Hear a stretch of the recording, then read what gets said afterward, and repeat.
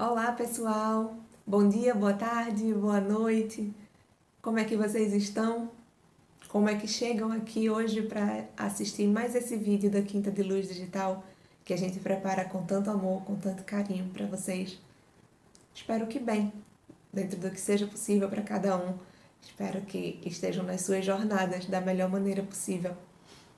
Eu sou Júlia, mais uma dos tantos trabalhadores e trabalhadoras da casa, e estou aqui para mais uma conversa cheia de esperança, cheia de boa vontade, para que a gente possa ter um pouquinho mais de força a cada dia para enfrentar essa situação tão difícil que persiste nos nossos dias, né, nesse momento em que ainda estamos aprendendo tanta coisa com essa pandemia, com todas essas situações que nos propõem desafios, mas nos propõem também encontros conosco mesmo, com os nossos limites, com reconstrução, construção e descoberta dos nossos valores e das posturas que devemos considerar como mais adequadas para nós mesmos, enquanto indivíduos e enquanto agentes de transformação na comunidade em que a gente vive. E aí, pensando nisso tudo, eu trouxe para vocês um tema hoje que me parece bem importante nesse momento de convocação, a gente entender quais são as diretrizes, quais são os rumos que a gente vai querer colocar para as nossas vidas. É o tema do que é essencial e do que é supérfluo para nós. Para cada um isso vai se apresentar de uma forma diferente, né? Afinal de contas, necessidades e desejos variam de pessoa para pessoa, de família para família. Mas eu fui inspirada a conversar com vocês sobre isso depois de ler um texto de uma pessoa que eu admiro muito, que é o Frei Aloysio Fragoso. Ele é um frei aqui de Recife e ele de vez em quando escreve umas coisas que me chamam muita atenção. No texto que eu li dele, ele falava desse momento de pandemia, citava o exemplo de um senhor muito rico de Portugal, acho, que faleceu devido à Covid, né, devido à Covid-19, mesmo tendo muito dinheiro, sem ter condições de obter algo que é gratuito, que era o ar, sem ter condição de respirar esse ar que está aí para todos nós o tempo todo. E isso nos convoca, né, nos convida a uma reflexão sobre quais são os pesos, quais são as dimensões, a intensidade de valoração que a gente está dando para cada coisa da nossa vida. Será que a gente está coisificando também os sentimentos? Será que a gente está objetificando as emoções? Eu acho que às vezes a gente escapola, escorrega e cai nessa armadilha, não é?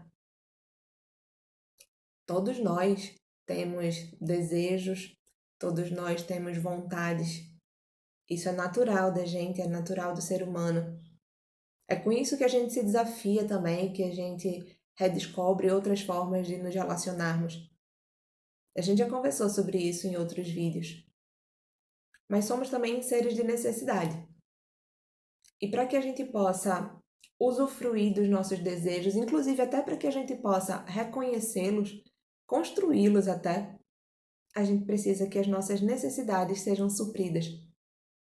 Porque suprir as nossas necessidades garante a nossa vida, garante a nossa sobrevivência. E aí depois a gente pode usufruir da realização dos desejos e das vontades para alegrar a nossa vida, para, enfim, fazer com que ela seja cada vez mais prazerosa. Deus quer de nós felicidade, sim, mas uma felicidade que é conquistada através do nosso empenho em oferecer também o nosso melhor para nós mesmos e para nossa comunidade, para nós mesmos e para quem está do nosso lado. Quando eu falo comunidade, não é nem nada extenso demais. Não estou falando da sociedade em geral. Estou falando do nosso próximo. O próximo que está próximo mesmo, ali bem pertinho da gente. Porque se cada um olha e reconhece necessidade e desejo no seu próximo também, todo mundo vai ser reconhecido. Todo mundo vai ser acarinhado, acalentado, aconchegado. Afinal de contas, ninguém tá só nesse mundo, né? E aí, quando a gente pensa nisso, nessa construção e nessa identificação das necessidades, nesse tempo em que a gente tem ficado isolado, em que a gente tem precisado cuidar de coisas tão básicas, né? Olhar mais para nossa casa, olhar mais para o nosso corpo e reconhecer também quais são os nossos, sei lá, nossas características de quando eu tô me sentindo mal, quando eu tô um pouco enjoada, quando eu tô um pouco tonta, identificar isso na gente, porque a gente não pode arriscar, né? Colocar quem tá ao nosso redor em risco com relação à Covid. Então, se eu tô me sentindo desconfortável, eu preciso estar atento a isso, para nem me expor a adoecer e nem expor o outro também a um adoecimento. Eu preciso também olhar para o que é que eu preciso verdadeiramente dentro da minha casa.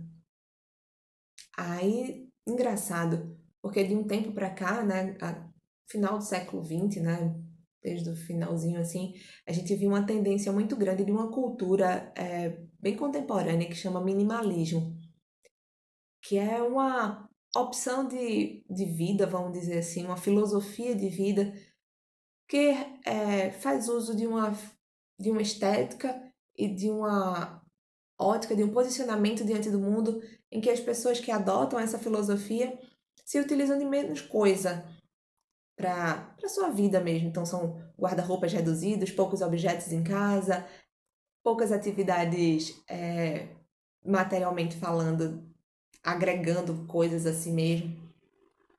E aí eu fico pensando, o que será que dentro da gente a gente está precisando minimizar? Quais são os temores, as angústias, os medos, os excessos que a gente tem cometido com a gente mesmo? Na chamada do vídeo, eu falei uma frasezinha de Fernando Pessoa. Para ser grande, ser inteiro. Nada em ti excede ou exclui. Eu acho isso muito bonito e muito profundo, porque a gente precisa reconhecer quais são os caminhos que a gente precisa recorrer sem exceder, mas também sem excluir. Ser humilde e reconhecer o que é essencial é olhar para si mesmo e ver o que está na nossa essência. E no final das contas, o que está na nossa essência, na de todos nós, na de cada um de nós, não é a essência divina? Não é esse Deus que habita em cada um e que nos faz nos percebermos e nos reconhecermos como instrumentos de amor, como merecedores e propagadores do amor? O que é que realmente dá valor à nossa vida? O que é que te constrói como uma pessoa importante? Qual é a marca que tu estás deixando nessa vida, nas pessoas que estão ao teu redor? O que é que tu estás alimentando dentro de ti? O que é que estás oferecendo para os outros? No Evangelho, no capítulo 16, o Evangelho segundo o Espiritismo, no capítulo 16, não se pode servir a Deus e a Mamon. Tem um trecho pequeno que eu achei muito interessante para a gente conversar. Chama Resguardar-se da Avareza. E diz assim: No meio da multidão, um homem disse a Jesus: Mestre, ordena ao meu irmão que divida comigo a herança que recebemos. E Jesus lhe perguntou: Homem, quem lhe disse que eu sou juiz para fazer partilhas? Depois acrescentou: Tenha cuidado para não ser avarento, porque a nossa vida não dependerá da abundância dos bens que possuímos. Jesus depois lhe contou essa parábola. Existia um homem rico, cujas terras haviam produzido muito, e esse homem pensava consigo mesmo: O que farei? Não tenho lugar para guardar tudo o que vou colher. Já sei, pensou ele. Derrubarei os meus celeiros e construirei outros maiores ainda, onde colocarei toda a minha colheita e todos os meus bens. E então direi à minha alma: Você tem agora muitos bens de reserva que irão durar anos. Descanse, coma, beba, divirta-se. Porém, Deus, nesse mesmo instante, disse a esse homem: Como você é insensato! Sua alma será arrebatada ainda essa noite. E para quem ficará tudo o que acumulou? O mesmo acontece com aquele que guarda tesouros para si mesmo, mas não é rico perante a Deus. Lucas, capítulo 12, versículos de 13 a 21. Olha só, o que é que a gente está fazendo? O que é que a gente está fazendo com as coisas que nos são oferecidas, com as experiências que nos são oferecidas, com os sentimentos que são despertados em nós a cada encontro, com pessoas que conhecemos agora, com pessoas que reencontramos, com pessoas que descobrimos ser completamente diferentes do que a gente achava que era e que às vezes só uma experiência diferente, um encontro numa situação diferente, faz com que a gente perceba, puxa vida, olha, como fulaninho é legal, ou como fulaninho é esquisito, ou como fulaninho é diferente do que eu pensava, ou como fulaninho é interessante. Todo mundo tem seus desafios. Todo mundo tem suas inquietações, suas chatices, suas maravilhas. Cabe a gente reconhecer o que é essencial e o que é fundamental para o nosso amadurecimento, para o nosso crescimento, para a nossa evolução. O caminho não é complicado, mas não significa que seja fácil. É complexo, é cheio de desafios, porque são desafios que vão tentar a gente. Naqueles momentos em que a gente vai querer acumular, guardar, reter pra gente um bem material, uma história. Às vezes até a gente se imagina como dono de conhecimento, dono de uma pessoa, dono de um pedaço de terra. O que vale é a gente poder usufruir. O que vale é a gente poder aproveitar. Porque essa experiência aqui na Terra é uma experiência de um empréstimo. Um empréstimo da matéria, né? Disso aqui que faz a gente ser a gente, faz a gente se reconhecer como a gente, para que a gente possa crescer, amadurecer, aprender um monte de coisa. Quando a gente se aproxima disso, a gente descobre que talvez nos lugares mais simples, nas situações mais simples, a gente encontre felicidade, a gente reconheça amor. E aí a gente começa a dispensar aquilo que é só excessivo. O extra é bom às vezes, pra gente aproveitar. Ir pra uma festa, comer uma comida bem gostosa, fazer uma viagem. Quando tudo isso é adquirido e obtido a partir de um trabalho honesto, a partir de um esforço, é muito válido. Deus reconhece, aceita e até incentiva, se é que a gente pode falar nesses termos que parecem humanizar tanto Deus, né? Mas é isso. A essência divina em nós se alimenta também dessa abundância. Deus é abundante. A gente não precisa negar isso. O que a gente não deve é ficar preso, considerando que a experiência de felicidade está só nesse acúmulo de bens materiais, nesse acúmulo de admiração do que o outro nutre por nós, às vezes só alimentada pelo nosso próprio orgulho, por uma fantasia de poder, por uma soberba. Isso aí nos faz muito mal. Esse tipo de orgulho deve ser combatido dia a dia dentro de nós.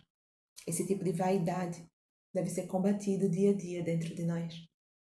Porque aí a gente pode se aproximar mais da simplicidade, da humildade, exercer atos de caridade, compartilhando as nossas riquezas, sejam elas materiais ou de quaisquer outra ordem. Porque aí a gente cresce também. cresce todo mundo. A gente avança enquanto sociedade e todo mundo se melhora. É difícil. É difícil a gente, muitas vezes, se negar a um prazer que a gente achava que era indispensável.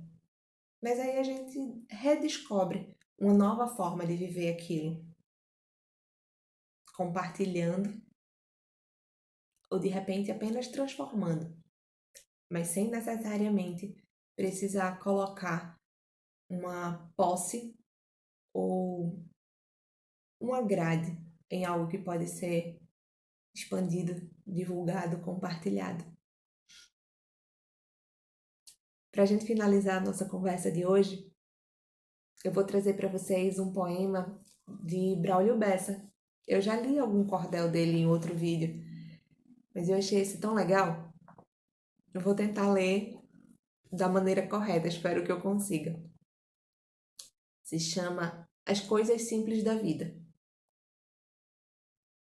Aquela música brega que toca o coração. Aquela preocupação da mãe que nunca sossega. Um namoro que se esfrega e não desgruda de você.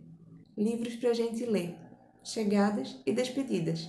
As coisas simples da vida nos dão forças para viver. Dormir ouvindo a canção da chuva que cai na telha. Um beijinho na orelha. Caminhar de pé no chão. Passar manteiga no pão bem quentinho para derreter. Um cafezinho para beber. A família reunida.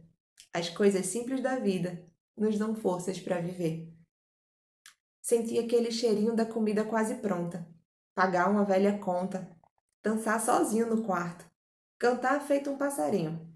Ensinar e aprender. Nadar, pedalar, correr por uma rua florida. As coisas simples da vida nos dão forças para viver.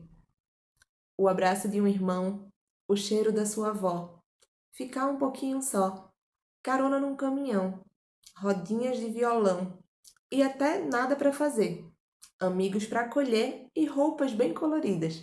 As coisas simples da vida nos dão forças para viver. Uma carta escrita à mão, achar dinheiro no bolso, cochilo depois do almoço, curtir um feriadão, ter bicho de estimação, ser grato e compreender que um dia vamos morrer e sentir na despedida que as coisas simples da vida nos dão forças para viver. Que a gente se aproxime cada vez mais daquilo que é a nossa essência, a essência de cada um enquanto indivíduo, que ao ser encontrada, nos aproxima, nos liga à essência divina que habita em cada um de nós. Sejam respeitosos com vocês mesmos. Escolham olhar para si com generosidade, com benevolência, sem orgulho, sem uma ambição descabida e desmedida. Que a cada ato de vocês possam ter a consciência tranquila de que ao deitar no travesseiro, saberão que fizeram o melhor possível, que agiram com cautela, com honestidade e que colocaram a prática da caridade como meta, como objetivo. Esse é o desafio que cada um de nós tem diariamente.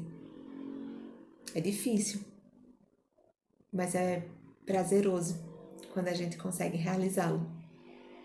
Cada dia um pouquinho, com muitos atropelos, com muitos atrapalhos, porque afinal de contas, ainda somos muito falhos.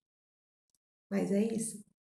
Assim a gente vai treinando, crescendo e fazendo da boa vontade, do exercício do amor, a nossa religião, aquilo que nos religa a Deus.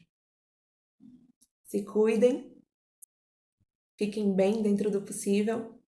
É sempre um prazer estar aqui com vocês. Até a próxima, pessoal. Tchau, tchau!